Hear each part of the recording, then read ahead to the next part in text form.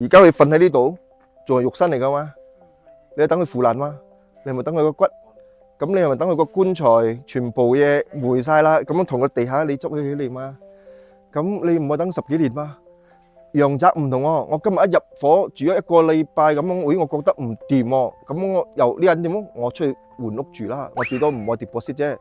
呢度唔得喎，呢度你要將個棺木攞上嚟，然之後你再揾個位啊，幾貴你知冇啊？係咪？所以入伙日子一定係揀好嘅，所以立碑日子一樣嘛。其實立碑嘅同樣嘅嘢就有時我哋落葬都好咪。如果係咁嘅天氣或者雨尾落嚟咧，更加好。咁而家去立碑，雖然冇雨尾，但係佢個天開始晴翻落嚟俾你，都係好嘅。咁起碼佢個碑嘅磁場係接到嗰個磁場俾你哋。OK，呢個係磁場，呢啲求唔到嘅嘢嚟嘅，呢個係佢福氣嚟噶啦，咁樣啫。